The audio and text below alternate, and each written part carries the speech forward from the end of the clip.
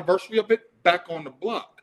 Oh yeah, we ain't get there yet. Yeah, think about the importance of Back on the Block and what it Very means. important. Bro, Very. Back on the Block is the last album where we have Ella Fitzgerald and Sarah Vaughan on it. Yes. Singing. Yes. Sarah Vaughan and Ella Fitzgerald on the same motherfucking album. The same.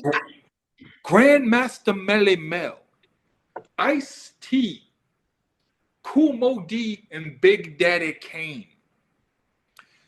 They're on the same album as QD3, who is an icon in rap production himself, who kind of made Quincy understand what rap was and how it harkened back to the jazz, bebop, hard bop era, and how they were pioneers in a certain space of, this is what black music wants us to do. This is what black music wants us to be. This ain't it. This is the music. We might be wearing suits, but we are speaking directly to the condition in the inner city. Yeah.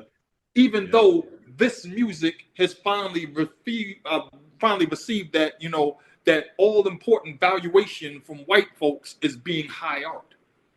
Right. It wasn't always the case. And Quincy immediately saw that with rap and his son's interest in it, and he fostered his son's interest in it. He would bring rappers around his son. He would visit with them. He would talk to them. He didn't treat them like the other black musicians from his era did. He had to sit there and explain to Ray Charles, no, you don't understand how important this music is to the young folks, and how you saying it's noise is causing a generational divide. Yeah. And when he said, I'm going to make a song called Birdland, and I'm going to talk about the history of jazz, and I'm going to have Big Daddy Kane and Kool Moe Dee rap fast, double time, and then I'm going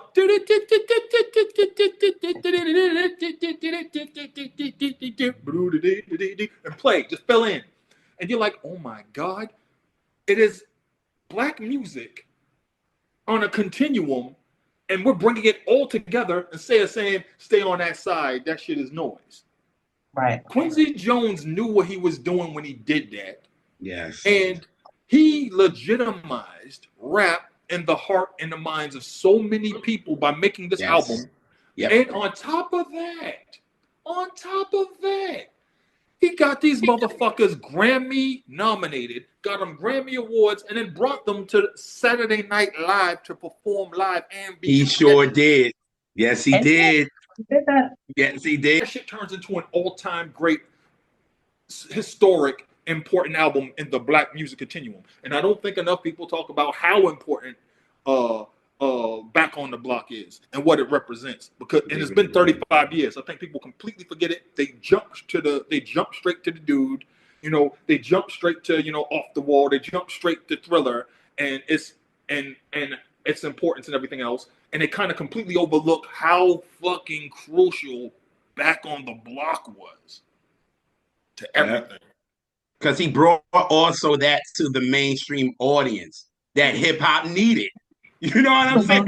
Like, as much as hip hop, like much as even though hip hop was getting there, but when you got somebody like Quincy having that in your back pocket like that, and to have it like that on Front Street, you open the album with him and Big Daddy Kane. You open the album with Big Daddy Kane. Like, this is Quincy Jones. You're not going to expect him. You're going to expect like some jazz shit, whatever. You got Big Daddy Kane spitting on this shit. And that's the first record that you're going to hear on Back on the Block. That's why I'm so glad you said that too, because it's very important. Very important. And it's also very important for R&B because we got a little kid that came on and sung his baseball on Tomorrow. He won Grammy Awards, I believe, in 1991 for that album. Yeah, he won the Album of the Year for it. In 1991. Like, think about how many singles that shit had. Secret Garden was the what single? Oh, Jesus, not Secret Garden. Jesus. I think what Secret Garden probably was the last single, wasn't it? I think so. I think it was. I think. You know, my friend. But no. I mean, think about it. We be doing it, doing it up. Do it. We be slamming, we be jamming. I'll be doing it, doing it up.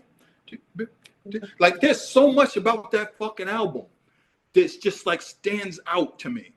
And again, when we think about great Quincy Jones albums, we always think about, we always go back to like, we think about like The Dude in terms of that being the album. This came 8 years later. You know what I'm saying? And it's like, this motherfucker made 2 of these chains in a decade, 8 years apart. They hit like this. And I think that the Back to the Block album is kind of what he wanted to do with Mike with Bad. Yeah. I think he wanted to finesse that in there. And if Mike would have let him get in like he wanted to, Mike would have been a little different, for real. We would have got other stuff than Just Good Friends. Just Good Friends. No, I don't think it was the last. I don't think it was the last single because I think it might have actually come out officially before Tomorrow. Oh wow! Oh, really? Wow! Oh wow! Shit! That's crazy. That's awesome! Damn! Wow! Because I remember the Tomorrow video, and it was like footage of the session where they recorded and had the entire chorus in, and Quincy's leading them. That's a video where I damn near cried, and I was like, "What the fuck is wrong with me?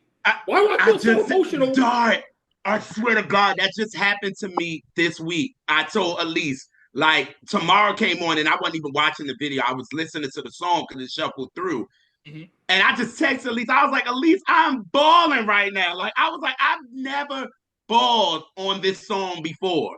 Even as a kid, you know what I'm saying? I told y'all, I said, a lot of times with songs that are really, really popular that we get played to death, that we just really don't pay attention to the lyrics. Like, it just feels good. It sounds sonically, it feels good to us. So we kind of don't dig. Well, I do, but just people in general. But I just am a word person. But a lot of times it kind of the importance when something is so saturated. And then you go, and when you just sit down and be quiet one day, you're like, this motherfucker spitting. You know what I'm saying? Right. It's like the single order on Back in the Block that it was I'll Be Good to You, then Secret Garden, then Tomorrow. Oh wow. But they were released in pretty rapid succession. So okay, that's crazy. I'll be good to you. And what's crazy about I'll Be Good to You is that was not the first incarnation of that motherfucking song. No, it was not. No, it was not.